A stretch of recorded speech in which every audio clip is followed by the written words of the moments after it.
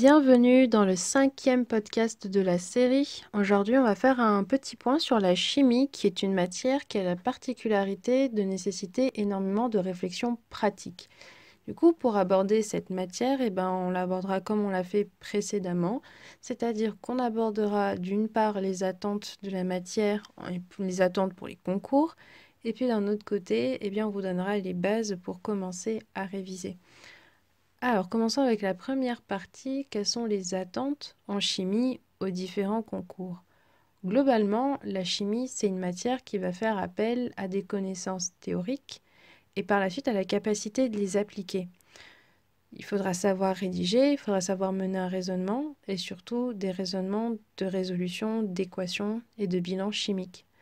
La rigueur dont vous avez besoin, elle vous a été donnée par vos enseignants, d'une part, parce qu'ils vous ont corrigé pendant les TD, pendant les TP, énormément pendant l'école et puis également pendant les DS. Donc c'est important d'aller revoir justement les fiches bilan de colle, d'aller revoir les TP et les TD, voir ce qui a été bien réussi, s'assurer qu'on sait toujours faire justement ce que l'on maîtrisait bien dès le départ, et puis prendre le temps de regarder les erreurs, prendre le temps de refaire les questions, même si ça peut prendre du temps, mais c'est un avantage non négligeable. Réouvrir ses copies et puis encaisser et se dire que c'est une chance dans la mesure où ces erreurs, on ne les refera pas le jour du concours. Ensuite, il y a vous-même le niveau d'exigence que vous vous êtes imposé tout au long de la prépa pour réviser vos cours, pour vous appliquer dans vos TD et pour bien suivre les TP. Et puis la dernière chose, comme d'habitude, c'est les rapports de jury. Important d'aller les lire, de prendre le temps de regarder le contenu, de retenir ce que les correcteurs vont rechercher pour bien noter une copie et les erreurs qu'ils ne veulent absolument pas voir. Maintenant que l'on a fait un petit bilan de toutes les attentes, on peut passer à la seconde partie qui vise à vous donner les bonnes bases pour réviser de manière appropriée. En chimie, c'est possible, mais assez difficile de couvrir l'intégralité du programme sur le temps imparti des révisions pré-concours. Première des choses à faire, comme d'habitude, c'est faire le bilan des chapitres qui sont maîtrisés, moyennement maîtrisés, pas du tout maîtrisés, de manière à pouvoir prévoir dans son planning de réviser en premier les chapitres que l'on maîtrise le moins, puis garder pour la fin, voire se permettre de ne pas réviser les chapitres que l'on maîtrise le mieux. En fait, le but, c'est vraiment d'arriver au jour du concours en maîtrisant à peu près tous les chapitres de manière à ne pas semer de points, d'autant plus que les sujets sont souvent assez longs en chimie.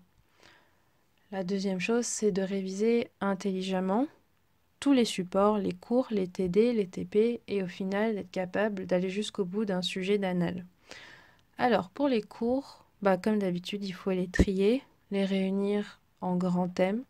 Qu'est-ce que ça veut dire? C'est mettre tous ces cours de chimie organique ensemble, tous ces cours de chimie inorganique ensemble, de manière à pouvoir les réviser ensemble, parce que globalement, et surtout en chimie inorganique, c'est globalement la même démarche. Si on prend tout ce qui est pH, solubilité et autres, c'est à peu près pareil en matière de rédaction, en matière de cours. Ça permet de gagner du temps. Pour chaque chapitre que vous allez réviser, il faudra vraiment relire les cours intelligemment. Il faudra mettre l'accent sur les principes à connaître, les réactions chimiques à connaître aussi.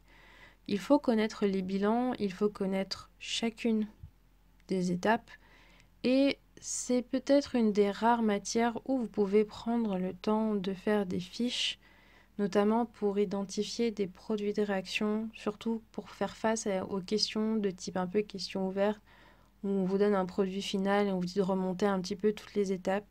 Être capable de reconnaître finalement un grand enchaînement de molécules pour retrouver les étapes et ensuite pouvoir proposer un protocole, c'est assez intéressant.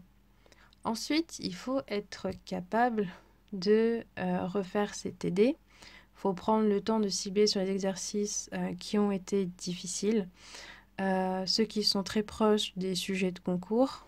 Et vous verrez que dans les sujets de concours, il y a des questions de cours purs, donc il faut les savoir, il faut maîtriser son cours et pas seulement faire les exercices. Il faudra s'appliquer aussi, comme d'habitude, pour la rédaction, pour qu'elle soit automatique, pour gagner du temps le jour des épreuves. Ensuite, il faut relire les TP. Là, c'est peut-être un peu plus évident que ça l'était par exemple pour la biologie. Mais c'est important de relire ces TP avant les épreuves écrites, en particulier pour les épreuves de type analyse de documents, où il y a très souvent des questions sur tout ce qui est verrerie et autres matériels, tout ce qui va être appareil de mesure, et ça peut même arriver qu'on vous demande de proposer un protocole dans son intégralité. Dernière chose à faire, c'est les annales. Les annales, vous pouvez vous permettre d'en faire quand même une par semaine. Comme d'habitude, il faut essayer de se placer dans les conditions de concours avec un temps imparti pour être sûr d'aller vite. Et puis ensuite, regarder la correction dans les rapports de jury. Voilà, c'est la fin de ce 5e épisode. On espère qu'il vous aura aidé, qu'il vous aura donné toutes les bases nécessaires pour pouvoir démarrer sereinement vos révisions. On vous dit bon courage et surtout, rappelez-vous qu'il ne faut rien lâcher.